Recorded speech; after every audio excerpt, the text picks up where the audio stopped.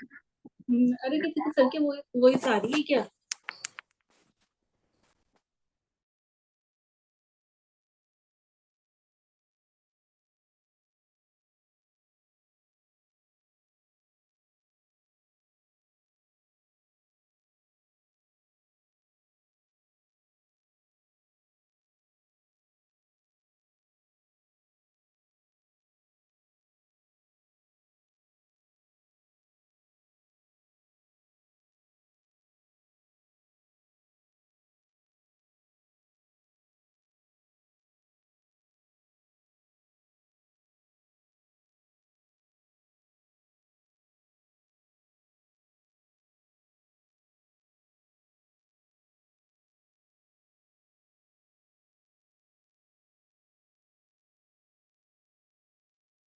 Hello.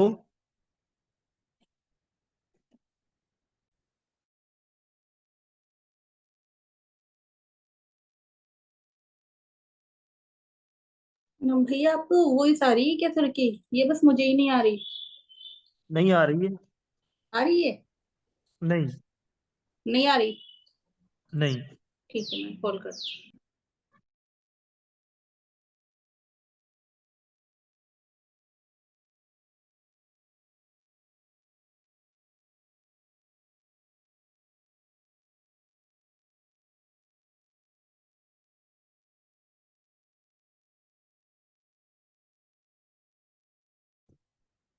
आवाज आ रही है नहीं आ रही? पहले आ रही हाँ थी सर। क्या? हाँ सर, अब आ गई।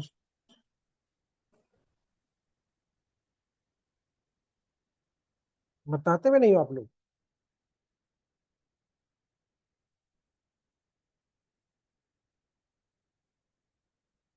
अब आई है ना, पहले नहीं आ रही थी ना, वही तो देखा मैंने, याद है। तो किसी भी इवेंट्स के बाद, घटना के बाद एफआईआर होती है। और एफआईआर का जो इम्पोर्टेंस होता है वो आपके ट्रायल में होता है, क्योंकि ट्रायल के आधार पर ही आपको कन्विक्ट किया जाएगा या तो आपको एक्विट किया जाएगा, है ना। तो विचारण के समय जितने भी ओरल एविडेंस आते हैं, ठीक है भाई, उनका भी साक्षी, आपका भी साक्षी, विचारण में वो भी गवाही दे रहा, आपके भी दे रहे हैं। तो उसमें ये देखा जाता है कि एफआईआर का क्या रोल था, एफआईआर में कौन सी बातें दर्ज कराई गई थी।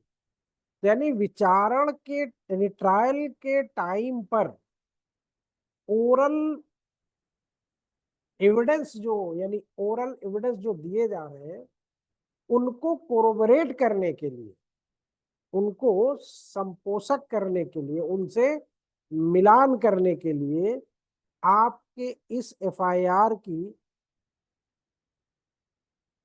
जरूरत पड़ती है।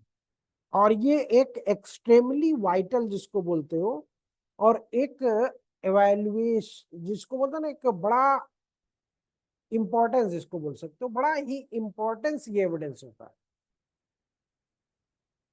यानी कि जैसे इसको ऐसे समझो, मान लो ये व्यक्ति है, ठीक है। अब ये व्यक्ति गवाही दे रहा है,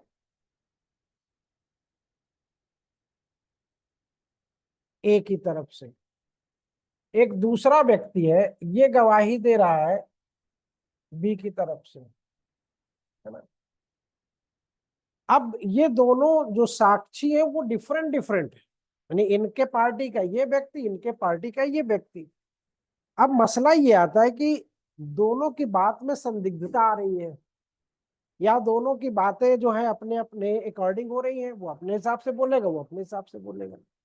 तब बीच में ये देखा जाता है कि भाई जो यहाँ पे एफआईआर थी उसमें क्या बात कही गई है, उस एफआईआर में देखो क्या है। तो अब जैसे होता ना कि फालतू की बातें वो बता के चला गया, फालतू की बातें वो बता के चला गया, अब उसका एफआईआर से कोई तालमेल ही नहीं है। घटना हुई किसी पॉइंट को लेके, किसी बिंदु को लेके, और वो अपनी पूरी कहानी बता के चला गया, साहब मैं वहां था, खेत में था, दौड़ के आया, ये किया वो किया उससे। देखा FIR में तो ऐसा कुछ लिखा ही नहीं है। तो मेरे कहने का मतलब समझ रहे ना कि उसका रिलेशन FIR से है या नहीं, तो वहां पे FIR चेक होगी। अब उस FIR के आधार पर इनका स्टेटमेंट और इनका स्टेटमेंट अगर मैच कर रहा है, उसके अकॉर्डिंग आपका तथ्य आ रहे हैं, तो वो आपका वहां पे FIR का वैल्यू होगा। कि वैल्यू कैसे होगा कि इसकी बात से आपकी FIR मैच कर रही है, ठीक है, कोरोबरेट कर रही है, उसका वो पोषण कर रही है। जैसे होता ना कि आप दो लोग कोई बात करते हो आपस में, और एक कहता नहीं नहीं हम नहीं मानेंगे, वो कहता कि अरे मान लो यार, कहता ना गलत है आप। तो एक तीसरा बंदा आता है, तो आप उससे पूछते हो बताओ भैया इसमें क्या सही है, कभी कभी सवाल फंस जाता है, कोई भी चीज होती है, तब वो बोलता नहीं नहीं इसमें ये है। तो वो कहीं ना कहीं एक बंदे से कोरेबोरेट किया ना, कोरेबोरेट कर दिया, तो ये हो गया भैया वो सही है। तो उसी तरह यहाँ पे भी अब दोनों तो सही नहीं होंगे, किसी भी आपराधिक मामले में एक गलती होगा एक सही होगा, है ना। या किसी में भी जहां कहीं पे भी दो पार्टियां होती हैं, तो वहां पे एक पार्टी सही होगी, बाकी अगली पार्टी गलत होगी, ये निश्चित होता है। तो अब यहाँ पे जिसके पक्ष में या जिसके समर्थन में वो FIR जो है वो कोरोबरेट कर दी जा रही है, या वो उसको पुष्ट कर दे जा रही है, तो माना जाएगा तो सही है। लेकिन ये सब्सटेंशियल नहीं होता कि FIR के दम पे ही हम पूरा फाइनल जजमेंट दे दे। तो ऐसा भले वो कोरोबरेट कर रही है, अच्छी बात है, लेकिन आप सोचो कि इसी के आधार पे हम फैसला कर दे, तो आप नहीं कर सकते, कोरोबरेट कर लीजिए आप, ठीक है। FIR को हमेशा, ये बात किसी एक केस में आई थी, उसमें यह था कि जैसे डैंग डिक्लेरेशन था, है ना। तो उसमें यह था कि कभी भी डैंग डिक्लेरेशन को तोड़ तोड़ के नहीं पढ़ना चाहिए। तोड़ तोड़ के मतलब समझ रहे हो, कि एक लाइन पढ़ा उसका अर्थ दूसरा निकाला, अगला पढ़ा उसका अर्थ दूसरा निकाला, कभी नहीं, उसका पूरे परिप्रेक्ष्य में होना चाहिए। इसी तरह FIR का पूरे परिप्रेक्ष्य में उसका सेंस निकालना चाहिए। यानी तो ये बात यानी कही गई कि जब भी आप कभी FIR को पढ़िए, यानी कि उसको जब आप मूल्यांकन कर रहे हैं, तो उसके किसी पार्ट वाइज मत करिए, उसको होल उसमें करिए, आप पूरे सराउंडिंग उसमें करिए। तो ये धनंजय बनाम बिहार राज्य में ये कहा गया था कि कभी भी FIR को उसकी संपूर्णता के साथ पढ़ा जाना चाहिए, ना कि उसके आंशिक रूप को पढ़ा जाना चाहिए, ठीक है।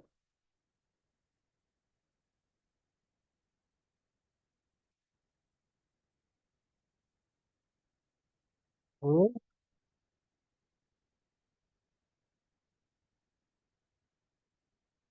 धनंजय बनाम बिहार राज्य।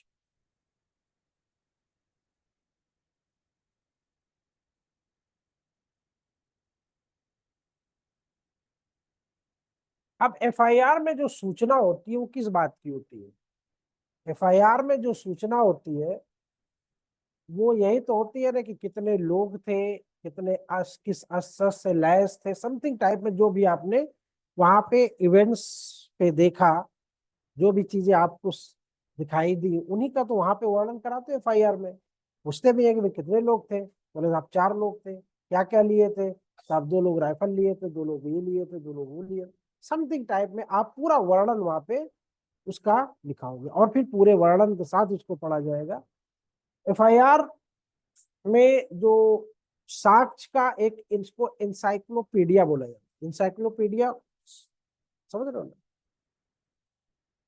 विश्वकोश जिसको बोलते हैं। तो FIR जो है जरूरी नहीं है कि किसी अपराध का वो विश्वकोश हो। विश्वकोश मतलब कि वो सारे उसका कोई हर चीज उसमें मिल जाए, जरूरी नहीं। FIR में हर चीज मिल जाए जरूरी नहीं, लेकिन डिक्शनरी में आपको करीब करीब हर चीजें मिल जाती। तो अब वहां पे क्या करना है कि जो एविडेंस होते हैं, ओ सॉरी, जो FIR होती है, जब कभी भी कहीं पर भी जो फर्स्ट इंफॉर्मेंट होता है, यानी प्रथम सूचना देने वाला जो व्यक्ति होता है, अगर उसकी परीक्षा करना हो, तो उसे क्या मुक्त कर दिया जाना चाहिए? जिसने सूचना दी है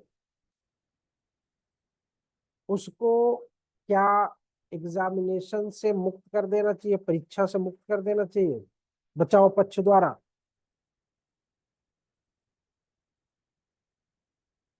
जैसे मान लो इसके साथ घटना हुई, घटना किसने किया, यानी आपराधिक अभियुक्त कौन हुआ?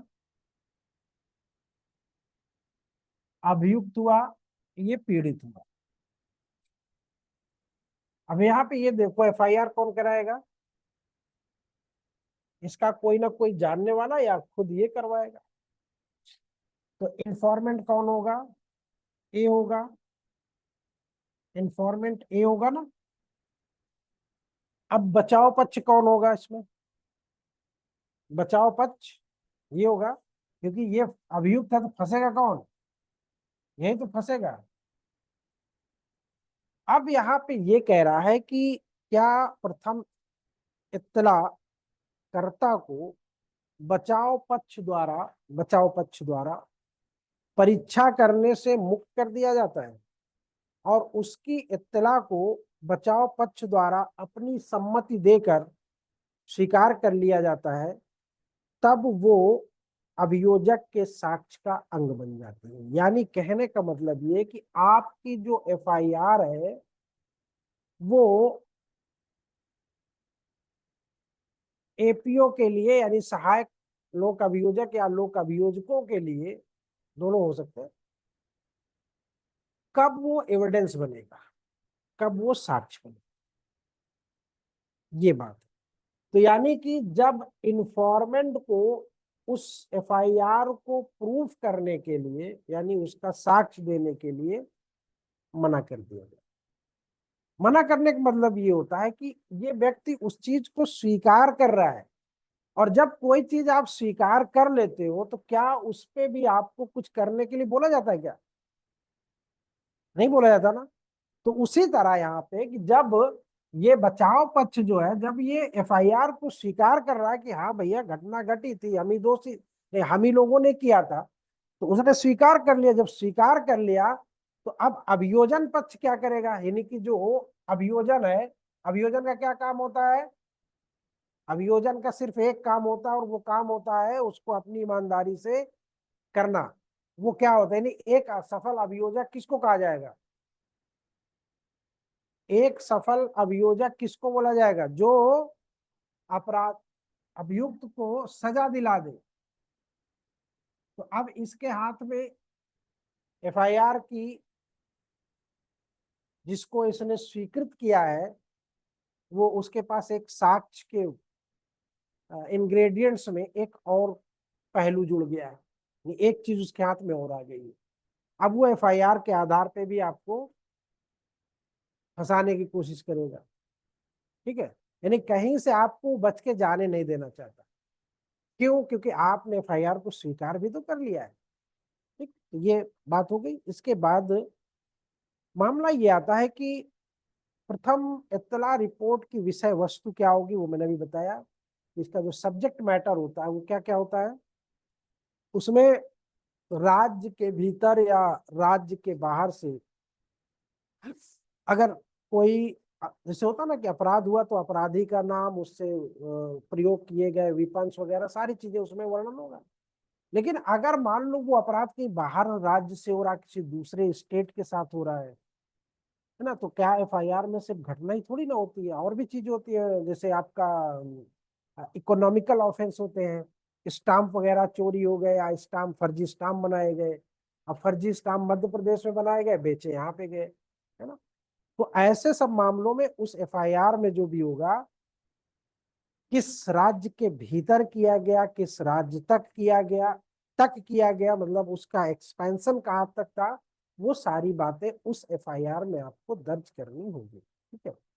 इसमें वीवीएस शर्मा बनाम उत्तर प्रदेश राज्य का मामला था। इसमें यह कहा गया कि प्रथम इत्तला रिपोर्ट एफआईआर में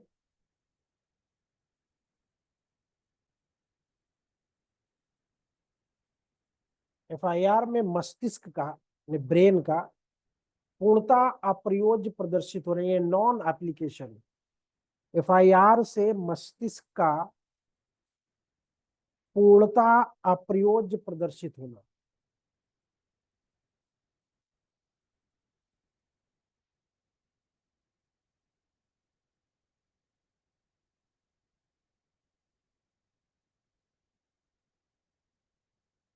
यानी जैसे होता ना कि कभी कभी बिना दिमाग लगाए ही आप लोग कुछ चीज लिखवा देते हो, एफआईआर वगैरह।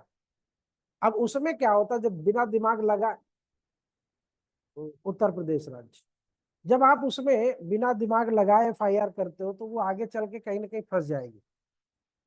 जैसे किसी भी एफआईआर में अगर एक व्यक्ति ने घटना की और ये आपको पता है, तो अब आप ये सोचो कि उसमें हम 4-5 लोगों को फंसा दें और 4-5 चीजें उसमें हम लगा दें, या किसी व्यक्ति ने इकोनॉमिकल ऑफेंसेस किए हैं, तो अब उसके जब ये पता पता चल गया कि ये बंदा तो अब फंस रहा है, तो उसको और कई मामलों में फंसाना है, तो उसी में एफआईआर। तो यानी कहने का मतलब आप अपने विवेक का इस्तेमाल करिए और एफआईआर को अच्छे तरीके से लिखाइए, तभी अपराधी पकड़ में आएगा या अपराधी को सजा हो पाएगी, अन्यथा सजा नहीं हो पाएगी। ध्यान रखिएगा, छूट जाता हूँ कहीं ना कहीं लूप होल्स निकल आता। अब अगर मान लो दो इंफॉर्मेशन आपके पास इकट्ठा हो गई, यानी कि जहां पे कोई डिस्प्यूट है, जो विवाद है, उस विवाद से संबंधित अगर दो इंफॉर्मेशन यानी दो सूचनाएं आपको मिल रही हैं, तब वहां पे क्या होगा?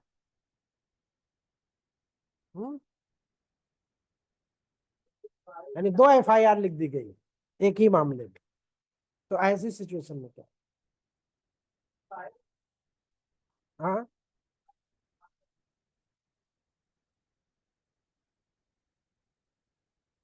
हाँ, कैसे डिसाइड करोगे? मान लो दो एक ही मामले पे दो एफआईआर हो गई। एक एफआईआर, जैसे मान लो आप गए दिल्ली, हम्म, आप जैसे ही अलीगढ़ में देखा कि आपका बैग चोरी हो गया, आपने अपने भाई को बताया कि भाई मेरा बैग चोरी हो गया। अब भाई पुलिस थाने के बगल में थे या कहीं पे भी थे, उन्होंने कहा ठीक है मैं एफआईआर करवा दे रहा हूँ, तो उन्होंने एफआईआर करवा दिया। भाई उतरा दिल्ली में, उसने भी कहा साहब मेरा चोरी हो गया। अब एक दो एफआईआर हो गई ना एक ही मामले में, तो ऐसे सिचुएशन में क्या होगा? या कभी कभी होता है कि आप को सूचना मिली, आप एफआईआर करवाने चले गए, अगली पार्टी किसी को सूचना मिली, वो भी एफआईआर करवाने चला गया। तो ऐसे सिचुएशन में कोर्ट का डिस्कशन होता है, यानी यहाँ पे कोर्ट को ये दिया गया कि किस एफआईआर को वो एंटरटेन करें और किसको वो खारिज कर दें। ठीक है, तो उसमें से एक ही को वो एंटरटेन करेंगे, क्योंकि दोनों एक ही मामले पे, एक ही विवादास्पद विषय पे है। ठीक है, तब वो चाहे जीरो एफआईआर का इस्तेमाल करे, चाहे अपनी प्रॉपर एफआईआर का इस्तेमाल करे। फिर उसके बाद जो जनरल डायरी होती है, जिसको जीडी डेली डायरी रिपोर्ट बोला जाता है, अगर मान लो कोई पुलिस वाला अपने थाने में बैठा हुआ है,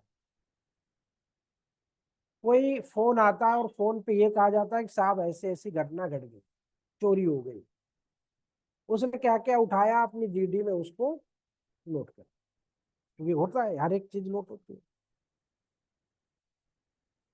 अब सूचना प्राप्त होने पर, जीडी में दर्ज होने पर, वो पुलिस वाले घटना स्थल की तरफ चल दिए। अब घटना स्थल की ओर जा रहे हैं, तो वहां पे क्या उस जीडी में जो दर्ज बात है उसको हम एफआईआर मान लेंगे? जनरल डायरी में जो दर्ज बात है, क्या उसको हम एफआईआर मान लेंगे?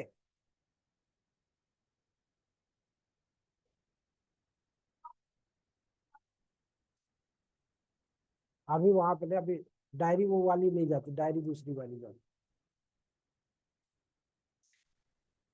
हम्म, वो एफआईआर नहीं मानी जाएगी। ये थमन कुमार बनाम चंडी संघ राज्य क्षेत्र, थमन कुमार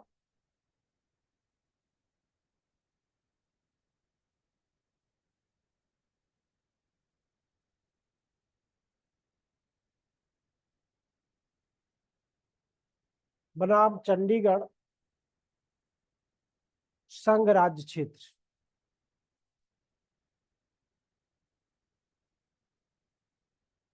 बनाम चंडीगढ़, थमन कुमार बनाम वर्सेस चंडीगढ़। इसमें ये कहा गया कि इस तरह की सूचना यानी डेली डायरी में दर्ज की गई इंफॉर्मेशन को, रिपोर्ट को हम एफआईआर नहीं माने। ठीक है, एफआईआर इसको नहीं माना जाए।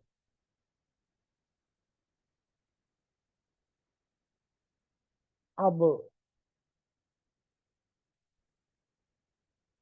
हाँ, हाँ, क्या कह रहे?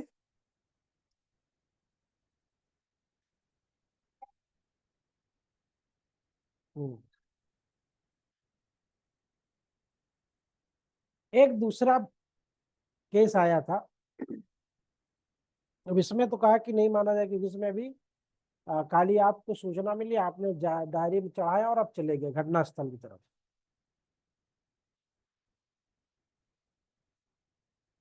अब होता क्या है कि क्योंकि फोन से उन्होंने दिया था इंफॉर्मेशन, वो घटनास्थल की ओर जा रहे हैं। अब पता चला कि वहां पे मामला जो है वो संज्ञेय नहीं है, मामला कॉग्निजेबल नॉन कॉग्निजेबल। तो एक तो वहां से भी उसको लेने की जरूरत नहीं, लेकिन अगर जो जनरल डायरी में आपने चढ़ाया है, जो दर्ज किया है आप, उसके इन्वेस्टिगेशन से ये बात निकल के आ रही है कि कोई संज्ञेय अपराध हुआ है, तो जिस व्यक्ति ने उस जीडी में चीजों को दर्ज करवाई, तो उस जीडी में दर्ज की गई बातों का एफआईआर हो सकता। कब? जब वो सूचना के आधार पे मामला कौन सा निकला, संज्ञेय निकला। जैसे हम गए तो जनरल डायरी का मतलब ये होता है कि दिन भर में 24 घंटे के अंदर थाने में हुई समस्त गतिविधियों का जो लेखा जोखा होता है, उसको जीडी बोलते हैं, जनरल डायरी बोलते हैं। ठीक है। केस डायरी क्या होती है? केस डायरी वो डायरी होती है जिसमें किसी पर्टिकुलर मैटर को इन्वेस्ट करने के लिए एक आईओ, जिसको इन्वेस्टिगेशन ऑफिसर बोलते हैं, उसके पास जो वो स्पेशल एक केस की डायरी होती है, उस केस दिन का दिन अपना वो जो जाता है, पूछता है, जांच करता है, दर्ज करता है, उसे कुछ। ठीक है। तो जनरल डायरी और केस डायरी दोनों डिफरेंट होती है। ठीक है।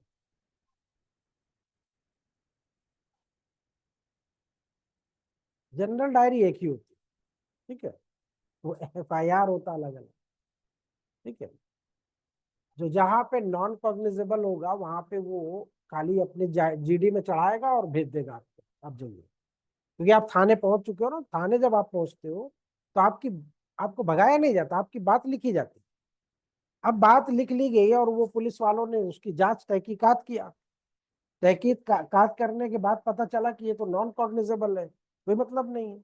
लेकिन अगर कॉग्निजेबल निकल गया मामला, तो फिर आपका वो एफआईआर में कन्वर्ट हो गया।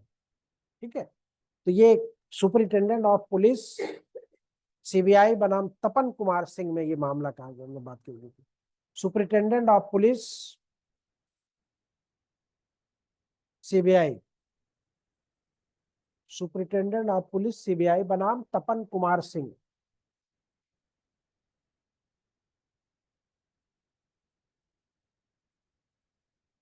तपन कुमार सिंह। हाँ? इसमें कहानी यही है कि जनरल डायरी में जो चीजें लिख दी गई हैं और उन बातों कोई जांच करने पर अगर मामला आपका संज्ञेय आ रहा है, संज्ञेय मामला यानी संज्ञेय अपराध बन रहा है, तो उसको एफआईआर मान लिया जाएगा। ठीक है, यानी उसको एफआईआर की संज्ञा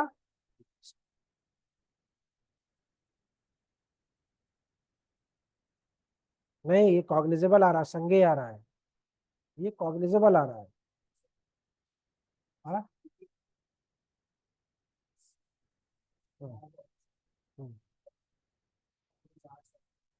कॉग्निजेबल निकल रहा है तो वो तो मानो, वो तो एफआईआर की संज्ञा हो जाएगी। ठीक है,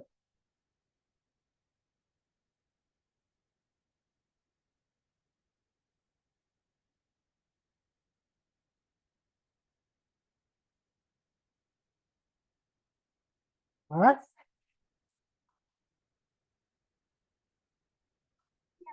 एफआईआर किस में होती है? कल से क्या पढ़ रही है? एफआईआर किस में होती है पहले बताओ? असंज्ञेय अपराध में? तो संज्ञेय में होती है। क्या दोनों बात क्या कंफ्यूज कर दी, अगर बताओ तो।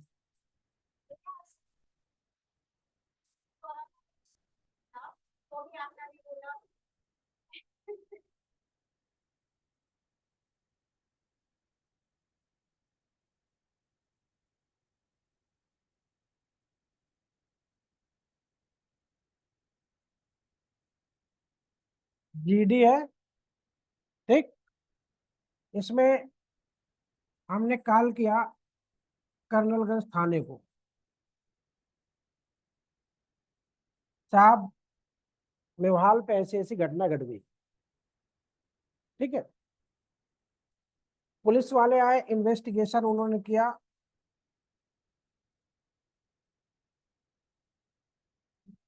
और उसमें उनको कुछ नहीं मिला, कुछ नहीं मिला, या अभी प्रक्रिया में है।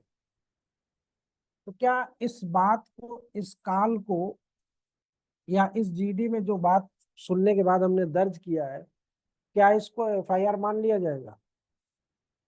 ये एफआईआर नहीं होगी, यानी इसको एफआईआर की संज्ञा नहीं दी जाएगी। यहीं पे एक दूसरी बात हमने लिखवाई। ठीक है, कोई दूसरी घटना हमने लिखवाई, उसमें पुलिस गई, जीडी में ये भी चढ़ा हुआ है। पुलिस गई, पुलिस जाने के बाद उस मैटर को देख रही है, और मैटर जो है वो कॉग्निजेबल निकल रहा है, वो कॉग्निजेबल निकल रहा है। तो किसी भी मैटर को आगे मूव करने के लिए क्या जरूरी होता है? एफआईआर जरूरी। तो यहाँ पे एफआईआर हो, मानेगा कि नहीं मानेगा? ठीक है, बात समझ में आई कि नहीं आई? तो ये एफआईआर यहाँ पे माना जाएगा, क्योंकि यहाँ पे संज्ञेय अपराध निकल आया, यहाँ पे ऐसा कुछ नहीं। तो ये एफआईआर की संज्ञा उसको नहीं दी जा सकती। ठीक।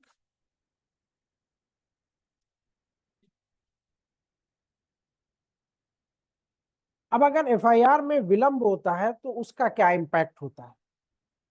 Delay of FIR.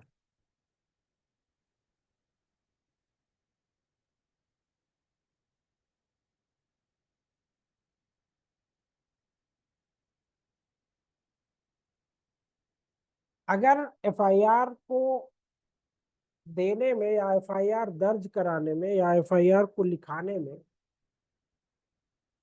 कोई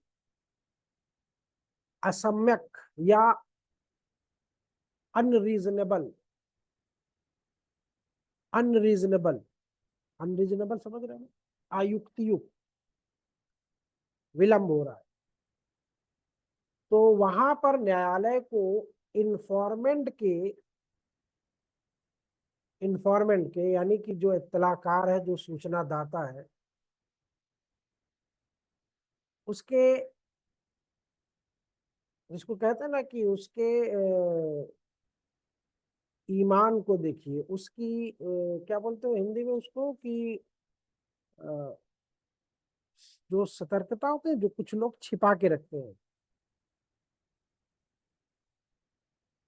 यानी वो जैसे होता है ना चीटिंग करने के स्वभाव में जो होता है, तो उसके भावी प्रयोजन को देखिए, नहीं वो उस चीज को डिले क्यों कर रहा है, नियत, जिसको नियत बोलते हो आप, उसकी नियत को देखा जाता है।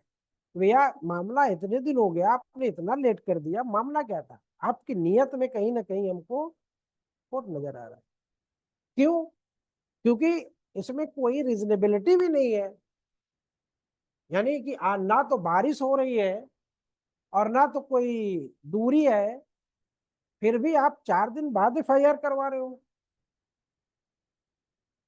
तो ऐसे एफआईआर के मामलों में यानी जो डिले होते हैं, वहां पे कोर्ट को इन्फॉर्मेंट की नियत पे शक करना चाहिए।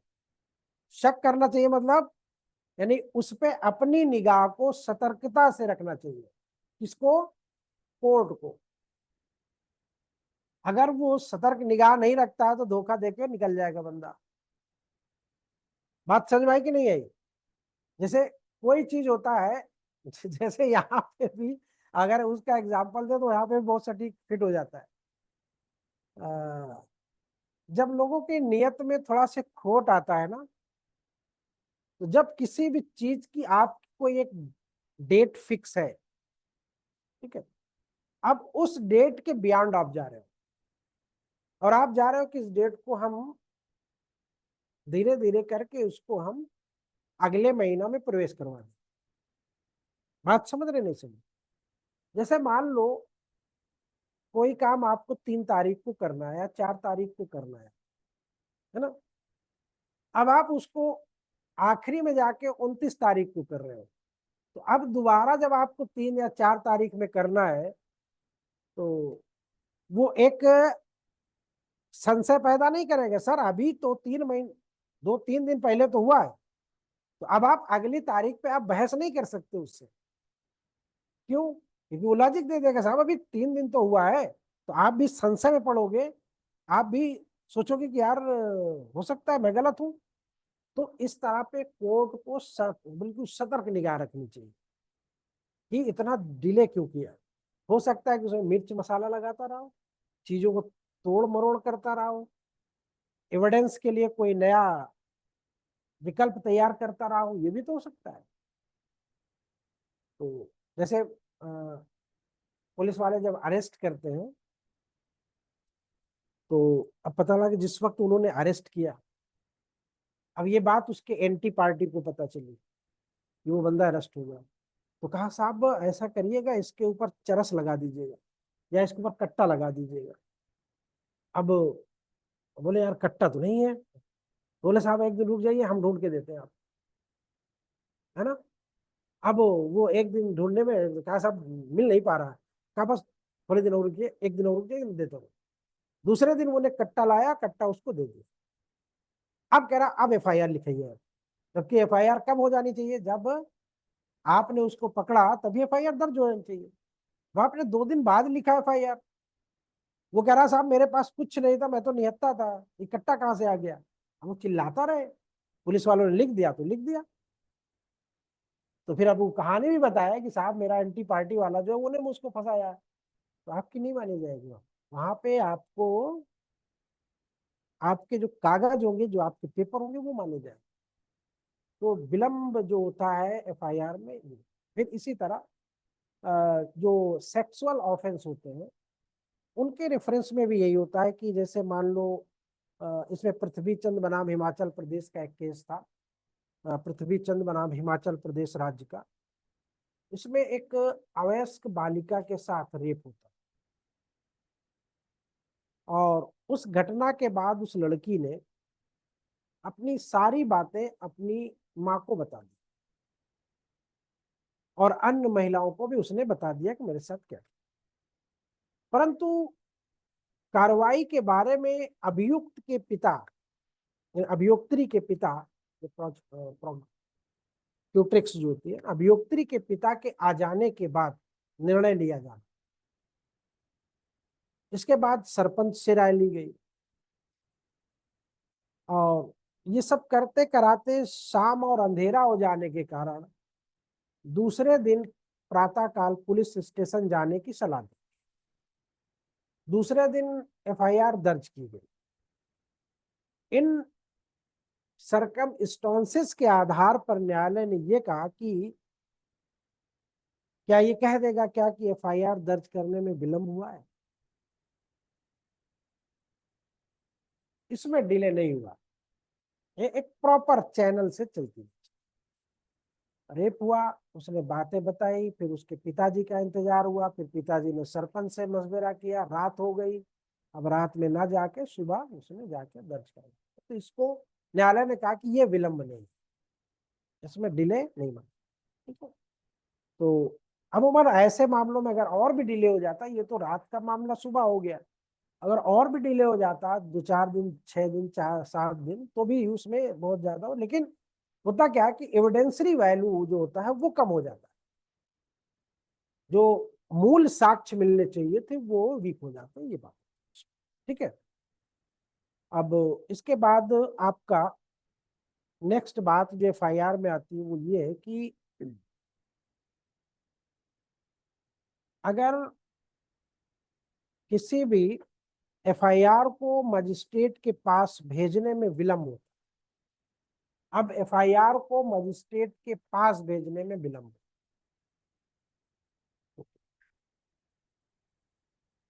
तब क्या होगा?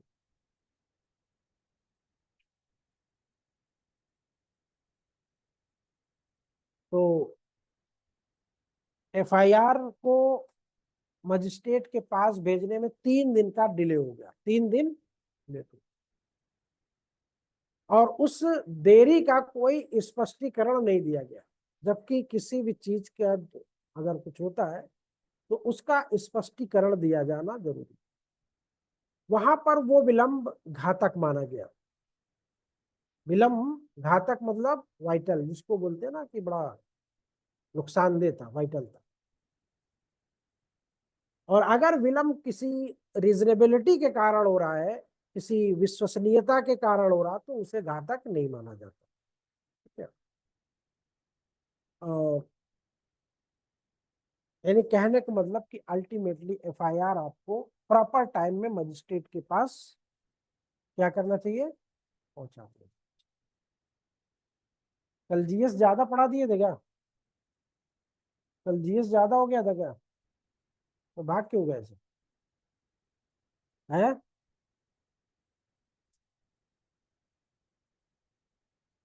हाँ, मौसम अच्छा है।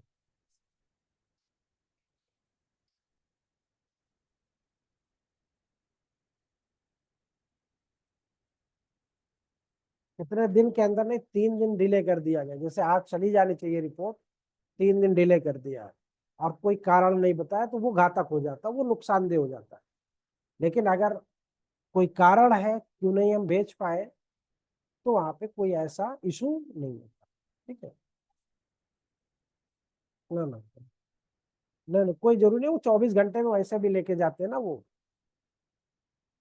उसके साथ पूरी रिपोर्ट जाती है एफआईआर वगैरह की।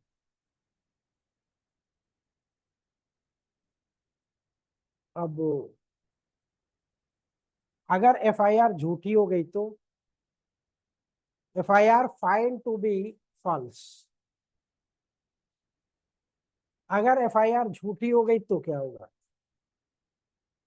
यानी कि एफआईआर के इन फर्दरेंस ऑफ एफआईआर, जब कोई पुलिस ऑफिसर इन्वेस्टिगेशन को कंप्लीट नहीं कर लेता, यानी जब तक कि उसका जो इन्वेस्टिगेशन है वो पूरा नहीं होता है, और अभियुक्त व्यक्तियों के विरुद्ध जो चार्जशीट है उसका निर्माण नहीं कर लेता, यानी कि चार्जशीट वो बना नहीं लेता जब तब तक यदि उस बीच में, अगर उस बीच में वो ये पाता है कि एफआईआर ही गलत हो गई है, तो तब वो क्या करेगा? यानी कि हमने पूरा इन्वेस्टिगेशन कर लिया, सब कुछ रेडी हो गया, यानी जितना थकना था थक चुके, और आखिर में जब हमको पता चल रहा है कि ये तो एफआईआर ही गलत है, तब क्या होगा? तो क्या वो अन्वेषण को बंद कर देगा या चार्जशीट भेज देगा?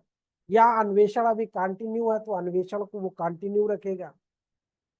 क्या करेगा वो? एफआईआर गलत पता चलने पर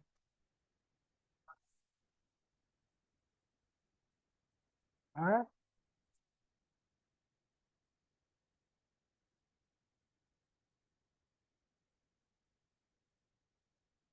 जैसे दो कंडीशन होती है।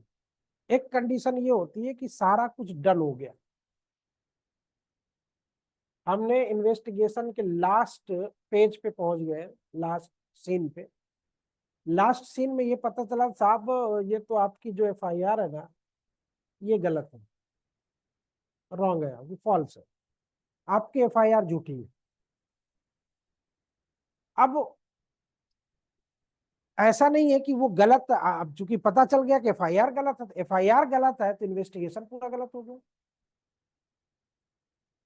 तो उस व्यक्ति की ये जिम्मेदारी होती है कि अब वो फिर से सही, अगर उसको पता चल, जो गलत पता चला तो फिर सही भी पता चलेगा कि अगर ये गलत है तो फिर सही क्या है, तो उसका अपोजिट सही होगा। तो वो फिर से अपनी जांच को तब तक जारी रखेगा, यानी तब तक इन्वेस्टिगेशन करेगा जब तक कि वो सही, यानी दोषी व्यक्ति के संबंध में अंतिम निष्कर्ष पर नहीं पहुंच जाता। बात समझिए? नहीं समझे? एफआईआर तुम्हारे नाम हुई, गलत हो गई। एफआईआर तुम्हारे पड़ोसी के नाम होनी चाहिए। ठीक, इन्वेस्टिगेशन चल रहा है, हमने कोनिका के विरुद्ध पूरे तैयारी कर ली है कि अब इनको एफआईआर में चार्जशीट लगाना है हमको भाई। पता चला कि नहीं नहीं ये तो कोनिका के नाम नहीं है, ये दूसरे के नाम है।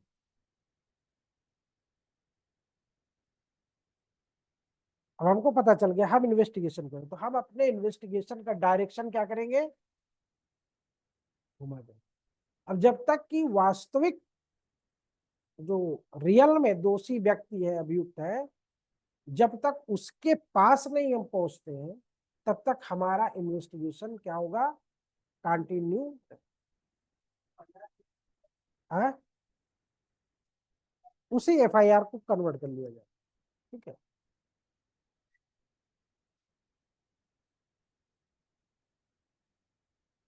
हाँ, री इन्वेस्टिगेशन नहीं, उसी पे वो मोल्ड हो जाएगा। उसी में आगे जैसे होता है ना, कोई चीज गलत हो गई है तो उसको काट के आगे बढ़ गए।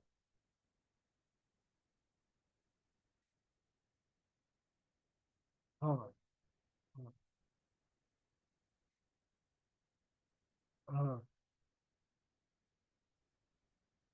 बिल्कुल करेगा, वो सब डायरी में ही करेगा और उसकी डायरेक्शन चेंज करेगा कि हाँ हमको ये इत्तला मिली कि ये मामला हमारा झूठा था, एफआईआर झूठी थी इसमें।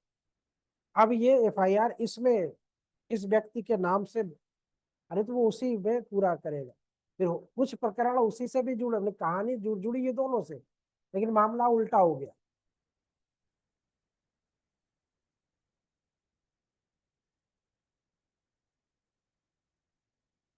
नहीं, एफआईआर नहीं लगाएगा वो। अब वहां पे अल्टीमेटली अगर दोषी व्यक्ति को पा रहा है तो वो अपनी चार्जशीट भेजेगा, नहीं पा रहा तो एफआईआर लगा देगा, सीधी सी बात है।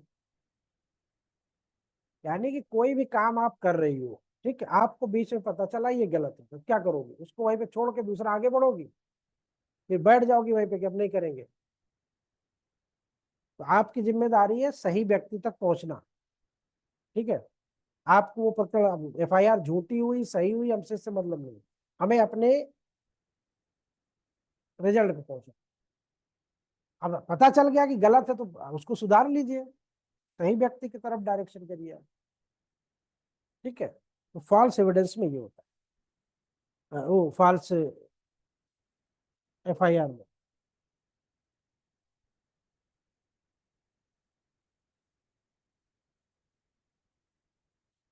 तो कभी कभी होता है कि एफआईआर में कुछ चीजें ओमिशन हो जाती, ओमिटेड हो जाती है, कुछ चीजों का लोप हो जाता है, जहां अपराध की घटना का विस्तार से वर्णन नहीं किया गया। और इन्फॉर्मेंट जो है, यानी सूचना दाता जो है, वो हत्या के शिकार दो मृतकों का बाप है। हत्या का जो शिकार व्यक्ति है वो दो मृतकों, जो हत्या के शिकार दो मृतकों का बाप है।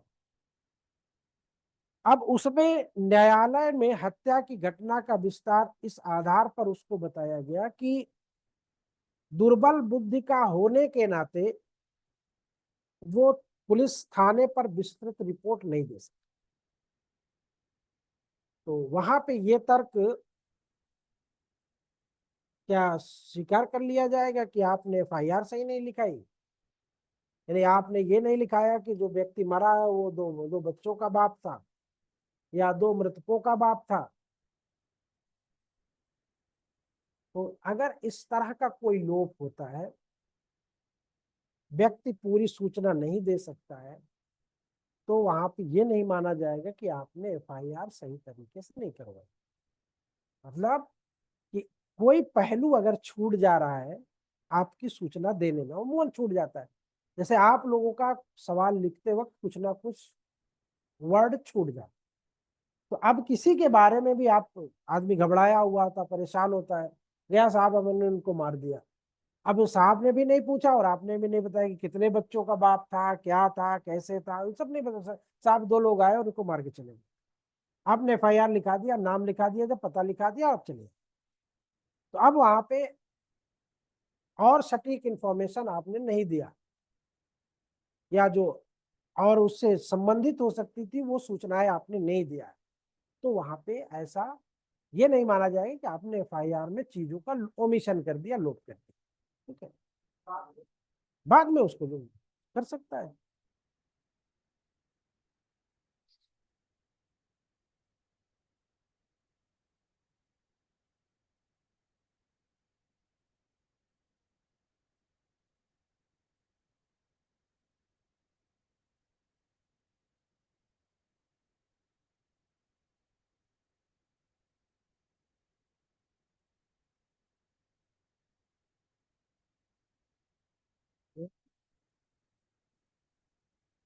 नहीं, अब देखो होता क्या है ना, अब अगर बाप की हत्या हुई है, बेटा लिखाने गया है, या बेटों की हत्या हुई है, बाप लिखाने गया है, तो इसमें शंका कहीं से होती है कि मिस रिप्रेजेंट कर रहा है।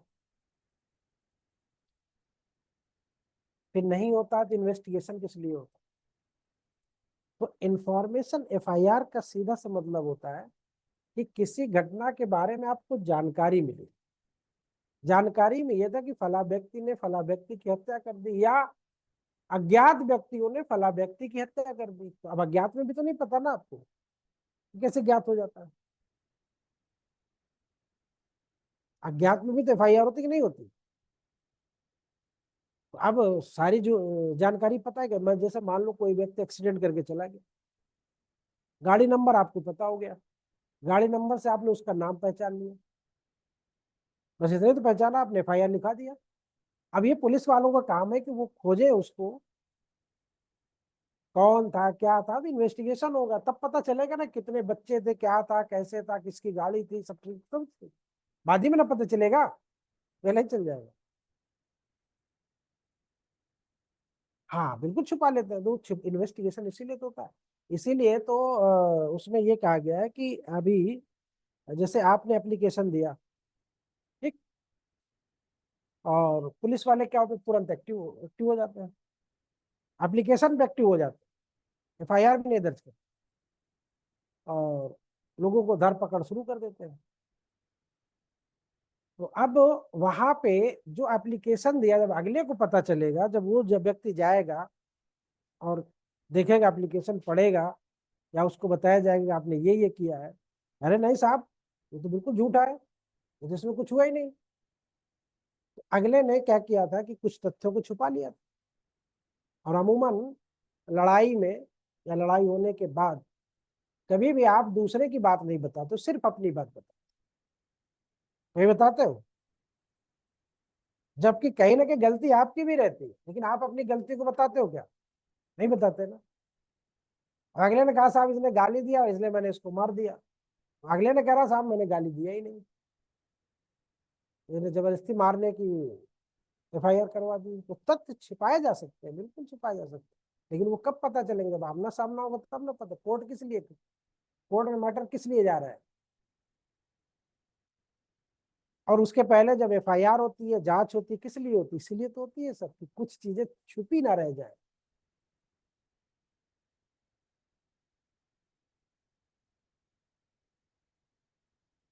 हम्म।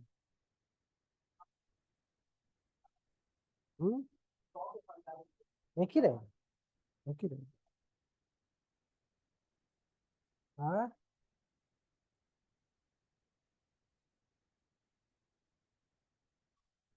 देखो जुरिस्डिक्शन का मामला वहां होता है। एक चीज यहाँ पे भी समझ लो ना, जुरिस्डिक्शन पे मैंने कल भी शायद बताया था कि थाना खुलदाबाद का आईओ जो है, वो कर्नलगंज के मैटर को इन्वेस्टिगेट कर सकते। ठीक। थाना कर्नलगंज का या थाना कुंडा का आईओ जो है, वो इलाहाबाद के किसी मामले का इन्वेस्टिगेशन कर सकते। तो एक चीज तो ये होती कि जैसे मान लो हम अपने थाने के जुरिस्डिक्शन में, तो अमूमन ये होता है कि जो थाने का आईओ होगा, जो थाने का जुरिस्डिक्शन की घटना होगी वही करेगा। लेकिन इसमें एक जुरिस्डिक्शन ये होता है कि अगर मान लो वो मामला बगल के थाने का है, तब क्या उस थाने के व्यक्ति को हम सौंप देंगे? नहीं, आप ही को करना है। बस शर्त ये होनी चाहिए कि वो जो जुरिस्डिक्शन है वो उस कोर्ट के जुरिस्डिक्शन में होना चाहिए। उस कोर्ट के जुरिस्डिक्शन का मतलब ये है कि इलाहाबाद के कोर्ट के जुरिस्डिक्शन में फरीदाबाद भी है आपका, कर्नलगंज भी है। ठीक है। तो कोर्ट के जुरिस्डिक्शन में वो इन्वेस्टिगेशन होनी चाहिए। तो आप जैसे मान लो मामला, घटना घटी यहाँ पे सिविल लाइंस में, अपराधी का घर निकला धूमनगंज में, तो अब एफआईआर तो यहाँ दर्ज हो जाएगी, इन्वेस्टिगेशन सिविल लाइंस पुलिस करेगी। तो आईओ जो है वो जाएगा धूमनगंज। धूमनगंज थाना, अब थाना तो बदल गया ना, थाने का जुरिस्डिक्शन क्या हुआ, अलग हो गया ना। तो अब क्या कहते हैं कि नहीं नहीं, ये मामला उसको दीजिए, धूमनगंज थाने को, बदल आप ही करिए, क्योंकि आपके क्षेत्र में घटना हुई। कोर्ट एक ही है, कोर्ट का जुरिस्डिक्शन एक ही है, प्रयागराज है। ठीक। लेकिन अगर मान लो, जैसे मैंने कहा कुंडा का है, तब कुंडा का मामला है, तब घटना यहाँ पे बंदे ने घटाई हुई है कुंडा का, तो यहाँ की पुलिस जाएगी,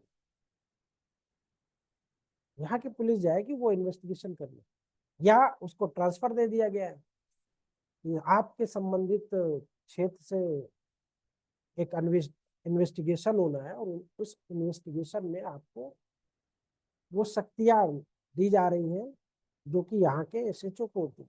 तो अगर वो ट्रांसफर कर दे रहा है तो वहां का वो, ठीक है, फिर वो एसएचओ करवाएगा वहां का, तो किससे करवाता वो नजर। ठीक। तो ये ट्रांसफर तो होता है, ये मामला ये हो गया आपका जुरिस्डिक्शन से संबंधित। और उसमें एक समय पूर्व की प्रथम इत्तला, एंटी टाइम्ड एफआईआर, समय पूर्व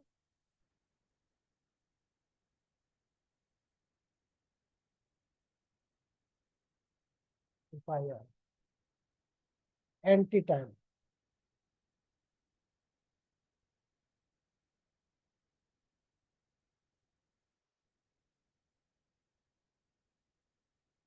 समय पूर्व की प्रथम इत्तला रिपोर्ट,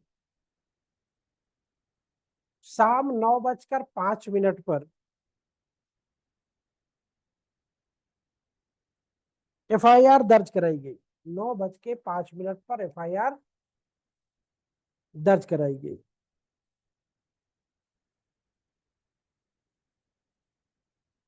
दूसरे दिन इंक्वेस्ट रिपोर्ट, इंक्वेस्ट रिपोर्ट जानते हो, कौन कौन जानता, कौन कौन नहीं जानता?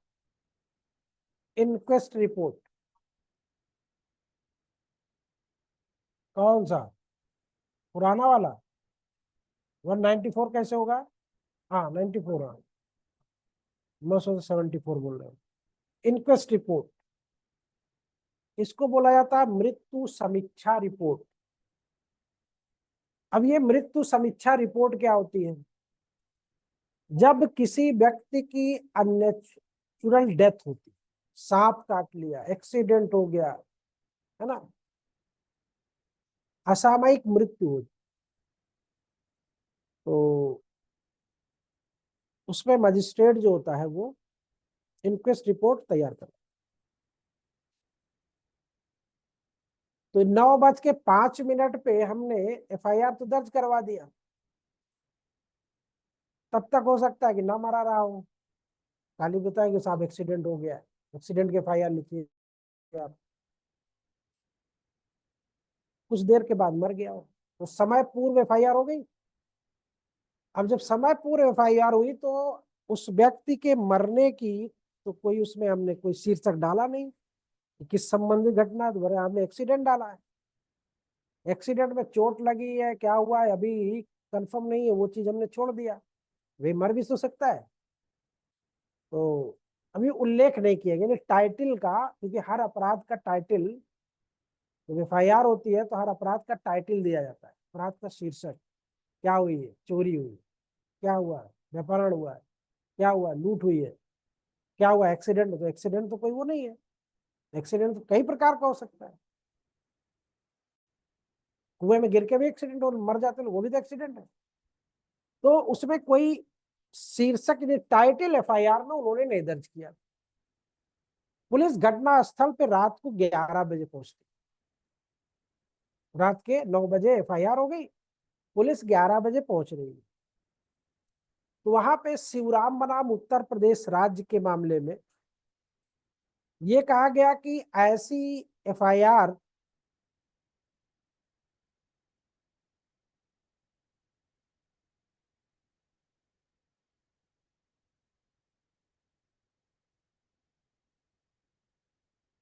कहा गया कि ऐसी एफआईआर को समय पूर्व की एफआईआर नहीं कही जा सकती। क्यों समय पूर्व की? क्योंकि उसने शीर्षक नहीं डाला था इस आधार पे, कहा नहीं, इतनी छोटी सी अगर गलती कुछ नहीं होती, कि सिर्फ आपने शीर्षक नहीं डाला, घटना हुई, मृत्यु समीक्षा रिपोर्ट भी आ गई, तो जब घटना घटी थी तभी तो आपने एफआईआर करवा दिया था। तो वहां पे ये कहा गया कि इस चीज को ये नहीं कहा जाएगा कि ये समय पूर्व की एफआईआर है।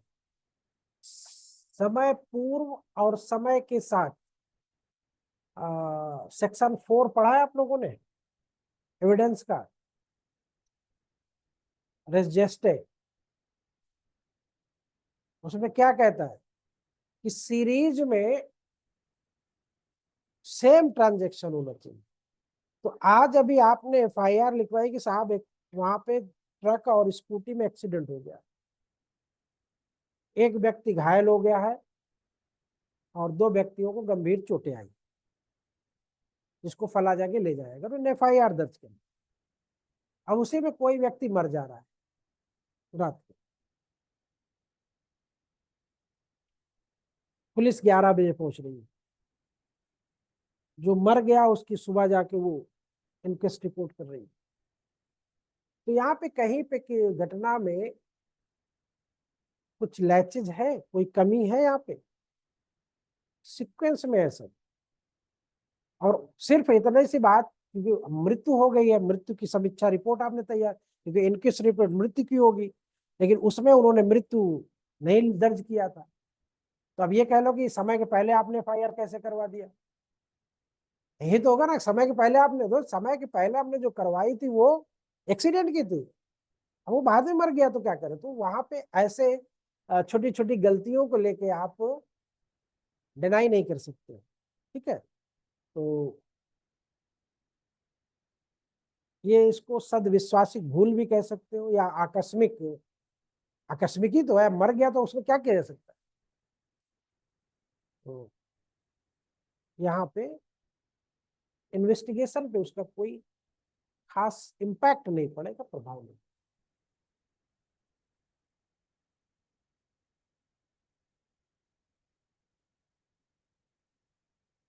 और कभी कभी आप लोगों ने सुना होगा कि दहेज हत्या में शुरुआत कहाँ से होती है? महिला ने आग लगा लिया, महिला ने फांसी लगा लिया, महिला ने जहर खा लिया, तो उस स्टेज में अभी मरी तो नहीं है ना, क्या FIR नहीं कराओगे? क्या पुलिस को सूचना नहीं दोगे? दोगे। पुलिस को सूचना दोगे, पुलिस आएगी, उसका बयान दर्ज करेगी। अब वो जिंदगी और मौत से जूझ रही है, उसके मायके वाले आ गए, उन्होंने FIR दर्ज करा दिया, दहेज प्रताड़ना है इसकी, दहेज उत्पीड़न। FIR तो दर्ज हो गई ना, जिसकी हुई दहेज। अभी मृत्यु की रिपोर्ट दर्ज हुई क्या FIR? तो उसमें दहेज उत्पीड़न लिख दिया गया, या नहीं डाला उन्हें शीर्षक, कहा कि अभी तो ट्रीटमेंट चल रहा है, अभी देख लो, इंतजार कर लो। कभी कभी होता है कि अगर बंदा 60% तक जल जाता है तो फिर उसके सरवाइव होने के बहुत कम चांस रहते, बचता नहीं बंदा।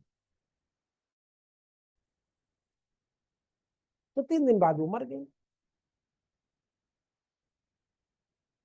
तो क्या दोबारा FIR करवाना पड़ेगा? तो मर गई, वो मरने की FIR दर्ज करिए, या ये कह दिया जाए कि ये तो समय पूर्व FIR थी, आपको कैसे पता कि वो मर जाएगी? एक क्रॉस क्वेश्चन हो सकता है कि नहीं हो सकता? तो मायके वालों को भी उल्टा लपेट दिया, आपको कैसे पता कि ये मर जाएगी, इसका मतलब आपने कहा था कि जल जाना। तो ऐसी चीजें नहीं होती। कहने का मतलब ये है कि उस सीरीज में होनी चाहिए, सीरीज समझ रहे हैं ना, उस चेन की आवली में होना चाहिए। जैसे आपकी चेन चलती है ना साइकिल की या किसी चीज की, तो एक सीरीज में चलती है, अगर वो ब्रेकअप हो जाए तो वो अलग हो जाए। Same transaction. हाँ,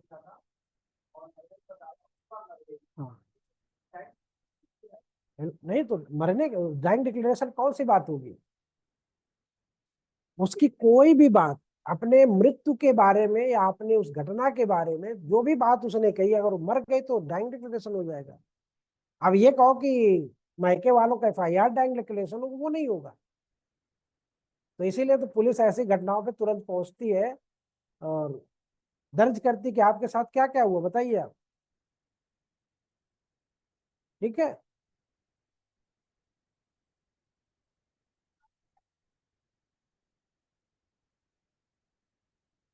हाँ,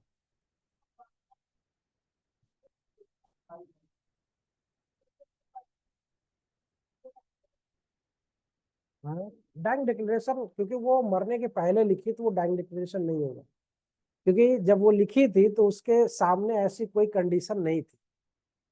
अपने मौत के बारे में लिखना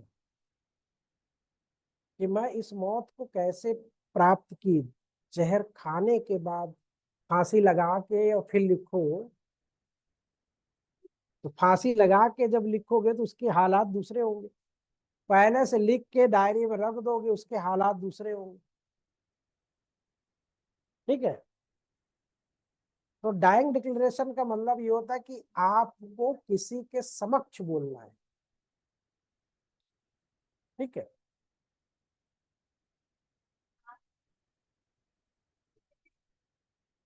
हाँ, एविडेंस में आएगा भाई, उसी के आधार पे फिर जांच शुरू होगी उसकी, ये क्यों ऐसा किया इसने। नहीं।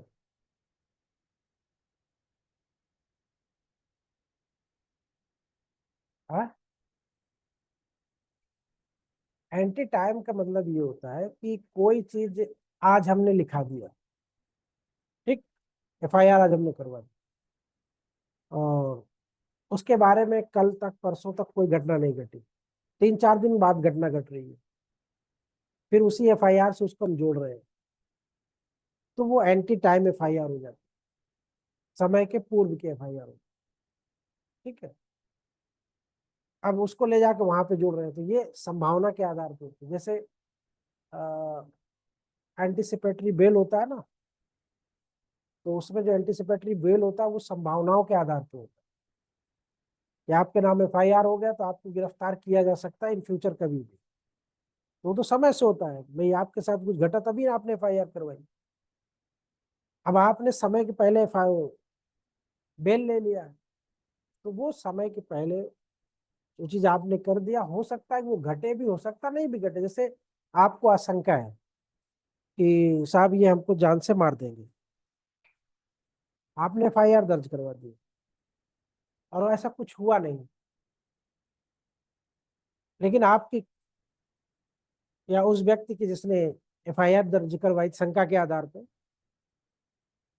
उसने तो कुछ नहीं किया, लेकिन उस व्यक्ति की जिसने एफआईआर लिखवाई थी, किसी दूसरे व्यक्ति से मारपीट हुई और मार दिया उसने, या किसी दूसरे व्यक्ति के गाड़ी से एक्सीडेंट हुआ और मर गया वो। तो जो समय पूर्व की एफआईआर थी, क्या वो एफआईआर को मान लिया जाए? यार यही व्यक्ति तो आया था, बता रहा था कि 2 दिन साहब ये हमको जान से मारने की धमकी दे रहे हैं, और कल के ऐसा हो गया, तो क्या उसका इंपॉर्टेंस होगा कुछ? इंपॉर्टेंस सक तो जाएगा,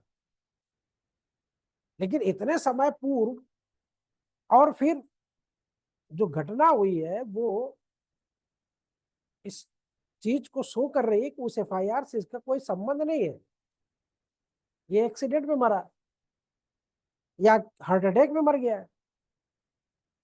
तो जैसे होता ना कि कुछ चीज पहले से तैयारी करके रखो और बाद में ये चीज हो जाए, तो वो चीजें उस सीरीज में नहीं, सीरीज में मैच नहीं करती। जैसे तो आप लोग तैयारी करके करंट अफेयर्स कभी रखती हो? अभी आप करंट अफेयर्स की तैयारी करके रखो और 6 महीने में वैकेंसी ना आए, तो उस करंट अफेयर का क्या होगा? समय पूर्व का हुआ कि समय पश्चात का हुआ? समय पूर्व का हुआ। अब उस करंट अफेयर्स का कोई मतलब है? कोई मतलब।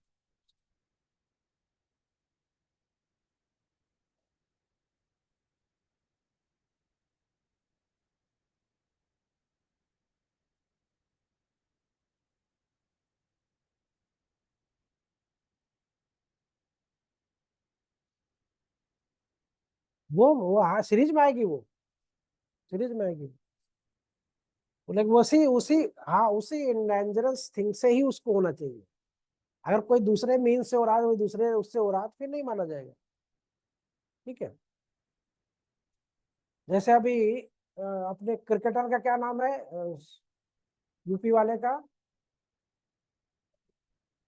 समी नाम है ना, क्या नाम है? नहीं समी नहीं, मोहम्मद समी नाम है ना उसका, ये यहाँ वाला जो है बुलंदशहर वाला। नहीं पता किसी को, उसको अभी किसी ने धमकी दिया कि हम तुमको जान से मार देंगे। अब वो व्यक्ति अज्ञात है, किसने कहा। कल के वो अपने वाइफ से मिलने जाए और वहां पे वो ऐसा ना हो, कोई उनके साथ दुर्घटना घट जाए, तो क्या मान लिया जाएगा कि समी की बीवी ने ही ऐसी धमकी दी थी? अब सभी जाके एफआईआर करवा देंगे, साहब ये जो धमकी आई है ना, फला फला लोगों के माध्यम से हो सकता है क्योंकि इनसे मेरी दुश्मनी है।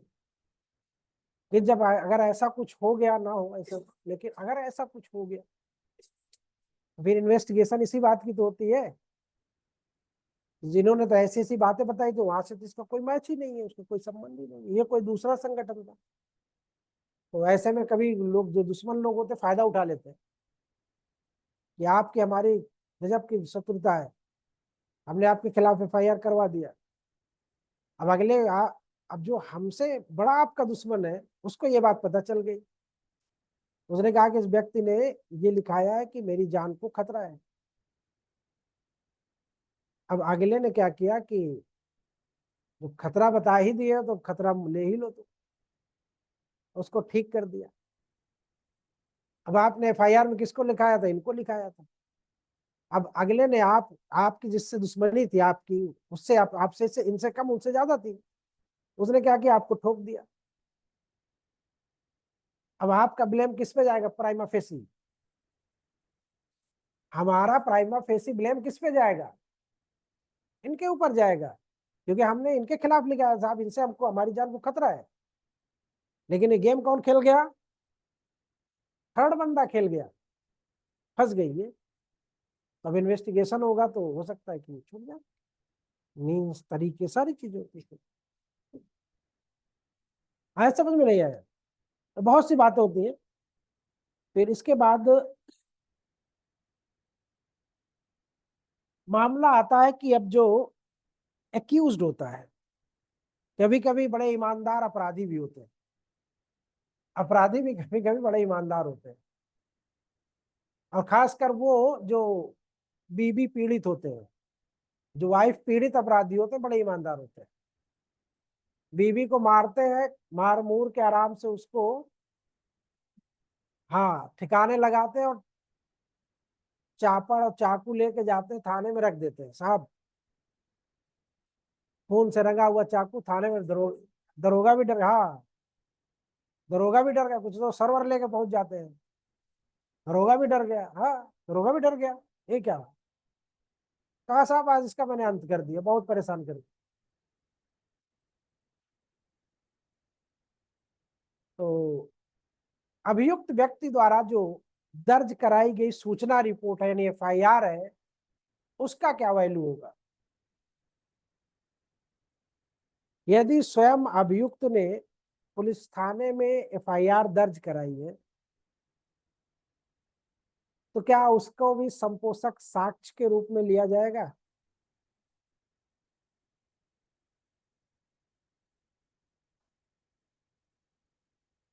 क्या उसको भी संपोषक साक्ष्य के रूप में लिया जाएगा, उसकी एफआईआर को? या उसकी बातों को खंडन करने के लिए किया जाएगा? हाँ, कोरोबोरेटिव।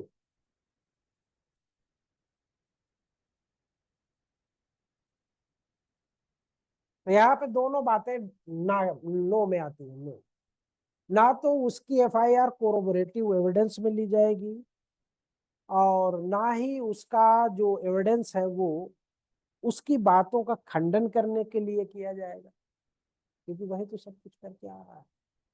अब उससे पूछोगे कि तुमने क्यों मारा, क्या वजह थी, वो तो सब कुछ करके आ रहा है ना। अब क्यों मारा तो थोड़ी ना सवाल करें, तो मार ही के आ रहा है। अब उसी से संपोषक साक्ष्य लोगे, उसी से मिलान करोगे कि क्यों मारे भाई, तो वो तो क्लियर है ना। अब वो तो उसमें कोरोबरेट करने की जरूरत है क्या? फिर दूसरा मसला आता है कि क्या वो कन्फेशन हो जाएगा, संस्कृति हो जाएगी? अब वो संस्कृति क्यों, बतौर संस्कृति क्यों नहीं होगी?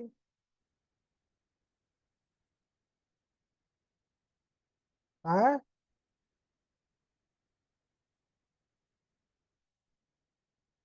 कभी भी अभियोजक जो होता है वो कभी भी अभियुक्त को साक्षी नहीं बनाता, क्योंकि जिसके खिलाफ हम लगे हुए कि इसको हमको मारना है, हम उसी से कहेंगे सुरती खिला दो हमको। हो सकता है कि हमें को जहर दे दे। तो धारा 315 जो पुरानी है वो कहाँ पे गई, जरा देखो उसमें। धारा 315 जो पुरानी थी, नई धारा 315,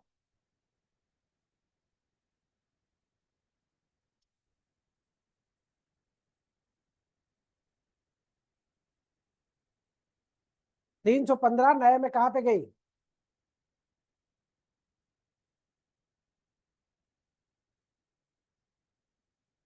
35 है। 333, 333 में क्या है? एक्यूज पर्सन वो भी कॉम्पिटेंट पर्सन। तो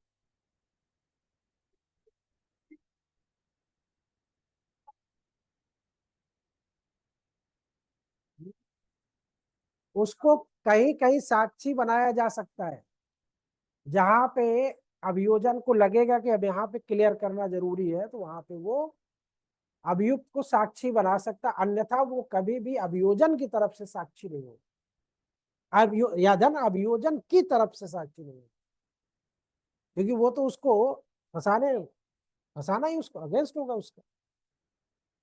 ये कभी कभी उसको साक्षी के तौर पे प्रयोग किया जा सकता है।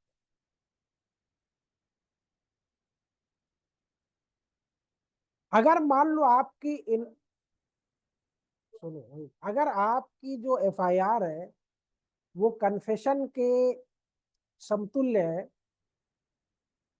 और कन्फेशन कब होता है, तो वो भी उसके विरुद्ध इस्तेमाल नहीं हो। बस क्लियर हो गया क्यों, क्यों नहीं होगा, अब रीजन आप जानते हो, क्योंकि वो एफआईआर जो दर्ज कराई गई किसके सामने कराई गई है, ठीक है, तो कन्फेशन भी उसका स्वीकार नहीं है। यानी कि ना तो हम तुमको जीने देंगे ना तो हम तुमको मरने देंगे, इसका सीधा सा मतलब यही है। मरने देंगे कि भाई कन्फेशन कर लिया तो आपको सजा दे देंगे, और आपको उधर आपको छूटने के लिए आपको गवाह नहीं बना सकते, ठीक है। तो अल्टीमेटली ना तो आपको हम जीने देंगे ना तो आपको हम मरने देंगे, आपको बीच में फंसा के रखेंगे, अभी चलते हैं कोर्ट, ले चलते कोर्ट में देखते हैं क्या होता है, ठीक है। तो ये अभियुक्त द्वारा दर्ज कराई गई एफआईआर का इम्पोर्टेंस, ठीक। और ये उसका जो इस्तेमाल है अभियुक्त के विरुद्ध इस्तेमाल किया जा सकता है उसके आचरण के रूप में, कंडक्ट के रूप में, ठीक है। बात समझ में आ गई ना सबको कि नहीं, धीरे धीरे समझ में आएगी, चलिए। और लंबा टॉपिक है ये।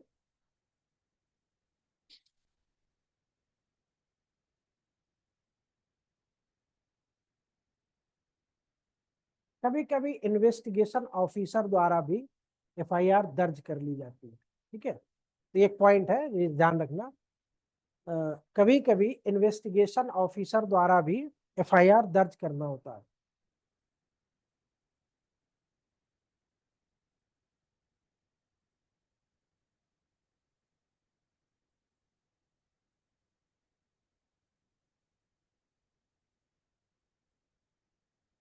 अब अगर मान लो एफआईआर को हमने प्रूफ नहीं किया, यानी एफआईआर साबित नहीं हो पाई, तो क्या एफआईआर का अगर साबित ना होना, क्या ये मान लिया जाए कि वो व्यक्ति दोष मुक्त हो गया? यानी एक एफआईआर का साबित ना होना, क्या ये मान लिया जाए कि वो दोष मुक्ति का आधार हो चुका है? सिर्फ एफआईआर साबित नहीं हुई है, मिसमैच कर गई, बातें पूरी नहीं है,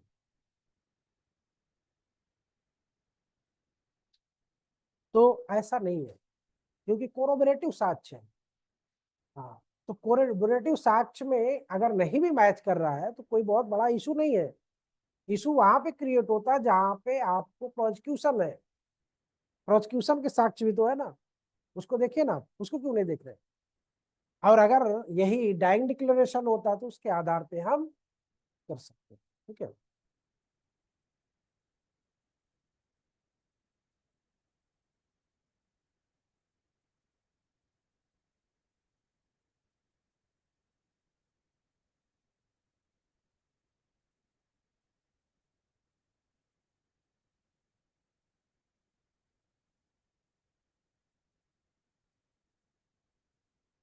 अगर ये बताओ, मान लो एक एफआईआर हमने आज दर्ज कराई और एक एफआईआर हमने कल दर्ज कराई या 2 दिन बाद कराई, मामला वही है, पार्टी वही है, सब कुछ वही। अब आखिरी वाली जो एफआईआर थी उसके आधार पे अभियुक्त को दोष मुक्त कर, क्योंकि उसमें उसके खिलाफ अपराध नहीं बनते। तो यहाँ पे हमें कौन सा व्यू, कौन सा दृष्टिकोण अपनाना चाहिए? एक 10 को हमने लिखाई, एक 13 को लिखाई, और 13 वाले के आधार पे हमने दोष मुक्त कर दिया।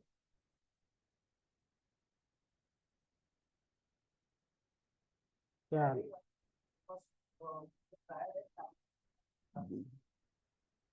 अभी थोड़ी देर पहले मैंने क्या कहा था कि जब आपके पास इस तरह की कोई समस्या आए तो उसको हम, चूंकि मैंने क्या कहा, अभियुक्त भी एक है और पार्टी भी सेम है, और तो दोनों को एक साथ क्लब करके देखेंगे, अक्षरशा या लाइन बाय लाइन अलग नहीं करेंगे, पूरे दोनों एफआईआर के संदर्भ में हम देखेंगे दोष मुक्त हो रहा है कि नहीं हो। अगर हो रहा है तो कर देंगे, कोई दिक्कत नहीं। लेकिन अगर एक पे किया और एक पे छोड़ दिया, उस पे बन रहा था, है? हो सकता है कि उसको छूट गया, नहीं उसकी कुछ चीज। अब एफआईआर दर्ज करने वाला सेम थाना है, तो पता नहीं कि अभी 10 तारीख को तो यार तुमने एफआईआर लिखवाई थी, आज फिर चले आ रहा है एफआईआर लिखवाने। कहा साहब उस दिन कुछ बातें छूट गई थी, आज लिख लीजिएगा। अमूमन होती नहीं है, लेकिन जुगाड़ लगा कुछ भी हो जाए। ठीक है, तो अगर इस तरह से, तो मेरे कहने का मतलब कि कभी भी आप किसी भी फाइल में, जब आप लोग कभी जज बन जाओगे ना, तो ये हमेशा ध्यान रखना, बाबू क्या करता है, वो जिससे पैसा लिया होता है उसके सारे डॉक्यूमेंट्स ना दिखा के वो वाला दिखाएगा जहां जहां पॉजिटिव होगा, वो पैसा लिया हुआ है। जहां पे निगेटिव होगा वहां पे वो आपको दिखाएगा ही नहीं। तो इसीलिए कहते हैं पूरी फाइल का अवलोकन करना चाहिए, और पूरी फाइल का अवलोकन करने के बाद निर्णय देना चाहिए, ना कि किसी एक लास्ट रिपोर्ट पे या पहली रिपोर्ट पे या बीच की रिपोर्ट पे विश्वास करके फैसले नहीं देने चाहिए। समस्त तीनों रिपोर्ट का एक साथ अवलोकन करना पड़ेगा, और तब निर्णय पे आना चाहिए कि उसने भी वही बात कही, उसने भी वही बात कही, उसने भी वही बात कही। तो जब तीनों ने एक ही बात कही तो डन है, कोई दिक्कत नहीं है। लेकिन अगर उसने दूसरी बात कही, उसने दूसरी बात कही, उसने तीसरी बात कही, तो मामला संदिग्ध हो गया। ठीक, बात समझ आ गई ना? फिर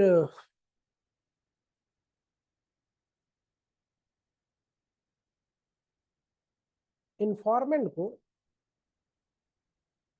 सुनवाई का अधिकार भी, यानी जब कभी,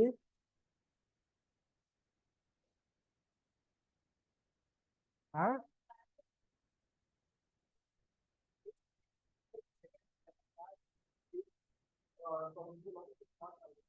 हाँ, तो नॉट परमिट तो कैश कर दी जाती है, कैश तो पूरी वाली हुई। लेकिन अब जब मामला पहुंच गया है, ठीक है, और एक पे उसने कर दिया, एक पे उसने इनकार कर दिया,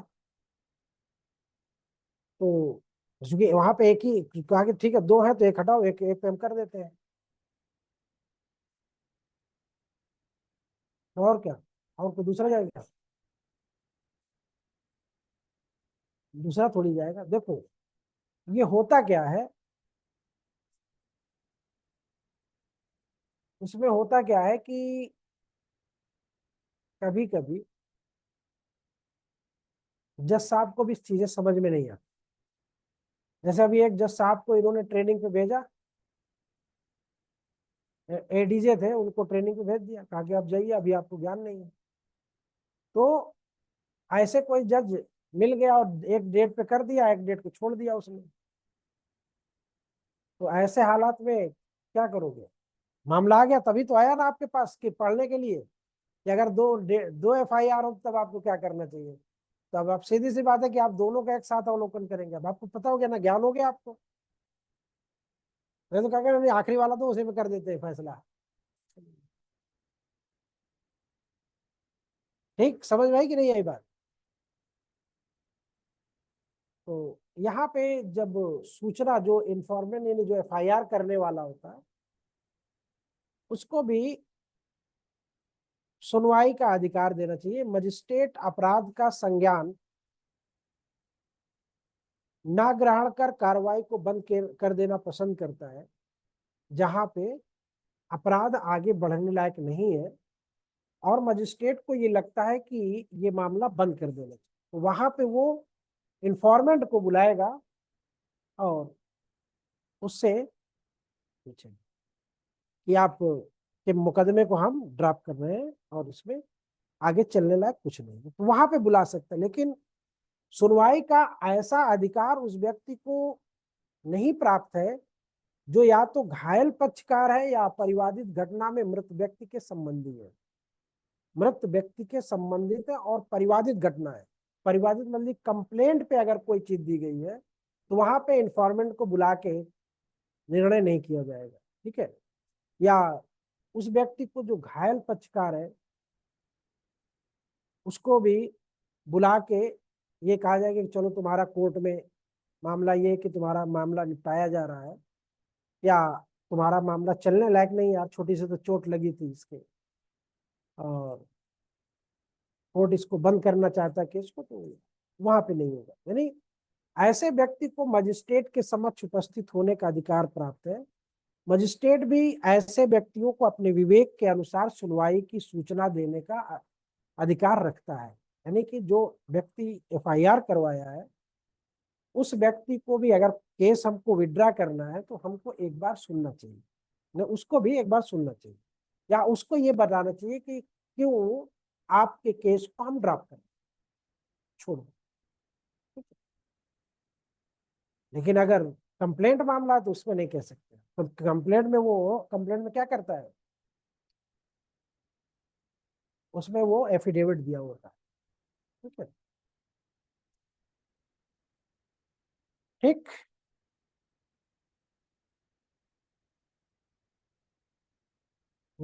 वो जब आखिरी में जब पाएगा तब करेगा।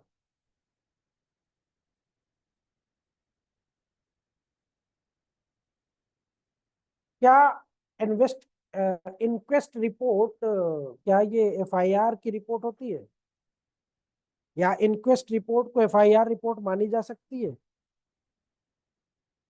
हम्म? क्या इंक्वेस्ट रिपोर्ट एफआईआर की रिपोर्ट मानी जा सकती है?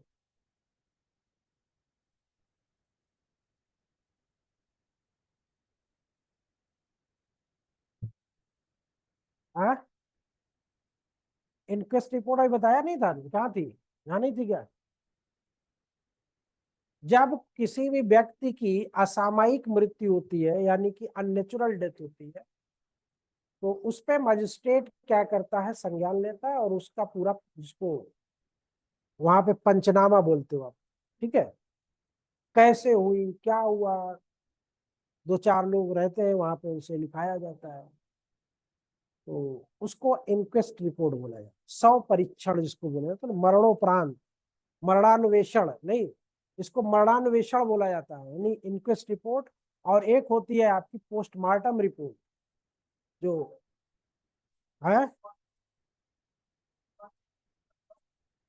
हम्म, तो जो पोस्टमार्टम रिपोर्ट होती है वो अलग होती है, वो डॉक्टर करते हैं। इंक्वेस्ट रिपोर्ट जो होती है वो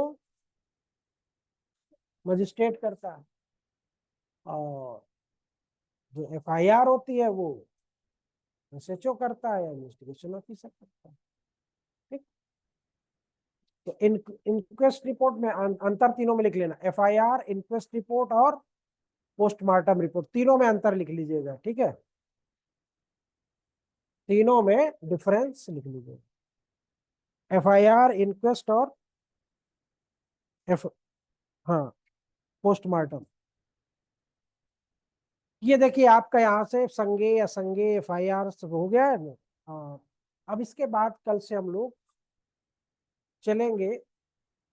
हाँ, अभी एक 156 में भी थोड़ी सी बातें हैं, जो पुराना है 156 यानी कि 175। तो कल से 175, 176, 177, कल इसको आगे हम लोग बढ़ाएंगे, ठीक है।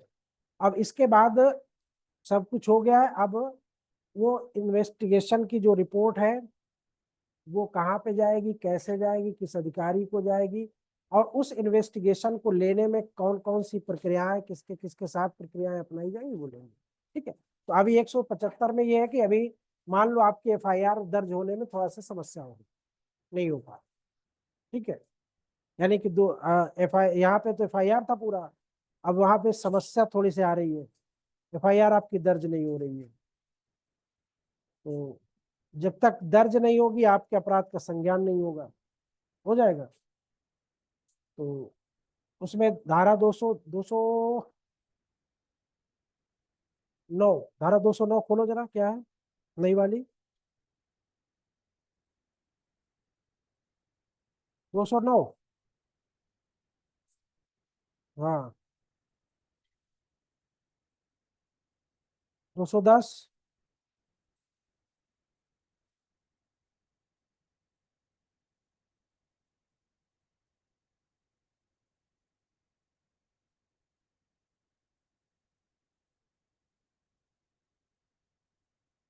यानी यहाँ पे जो हेडिंग है आपकी क्या है? Cognizable police officers power to investigation of cognizable case, संज्ञेय मामलों का 175 अन्वेषण करने की पुलिस अधिकारी की शक्ति। ठीक।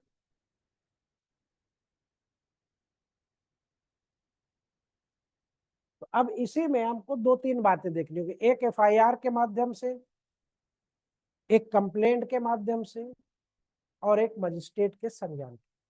ठीक है। जब एफआईआर नहीं दर्ज हुई, कंप्लेंट नहीं हुआ, तो हमने किसको दिया? मजिस्ट्रेट को, जो 156(3) पर, यहाँ पे 175 बाई एफआईआर, बाई कंप्लेंट और बाई सोमोटो। सोमोटो क्या वो? Cognizance of magistrate. ठीक।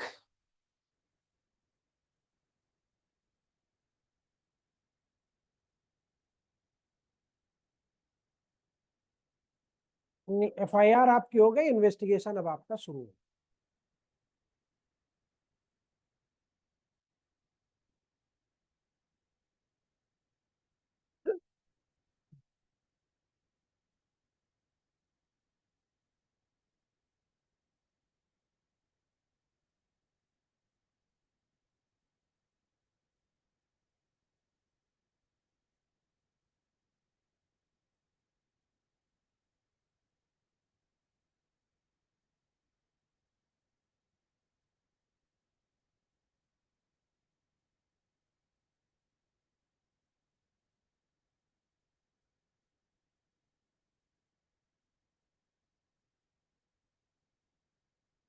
जरा कुछ सेक्शन लिखो, जरा मैच करो,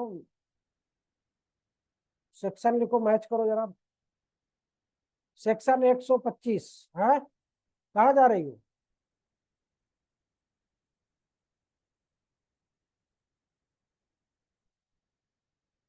क्या हुआ? तबीयत खराब हो गई तुम्हारी? जाओ, कौन रोक सकता है? जाने वाले कोई रोक पाया था?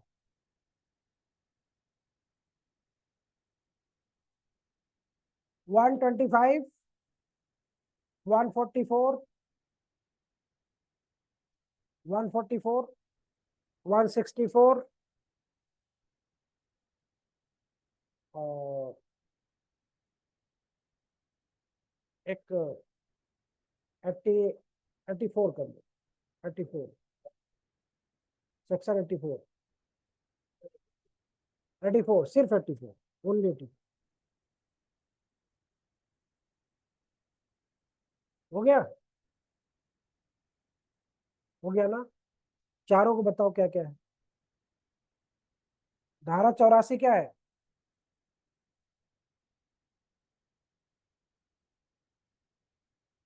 84 किस चीज का? फिर उसके बाद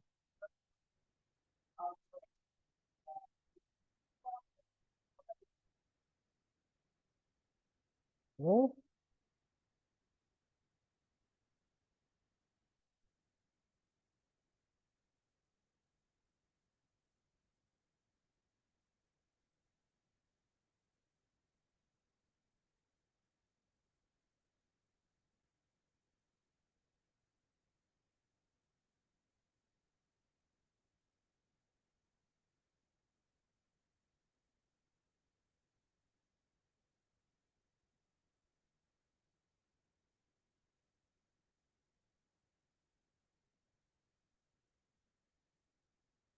हो गया। चलिए थोड़ी देर वेट करिएगा, अभी फिर जीएस के लिए आ जाओ 4-5 मिनट, ठीक है। अभी आप लोग ज्वाइन कर लीजिएगा दोबारा।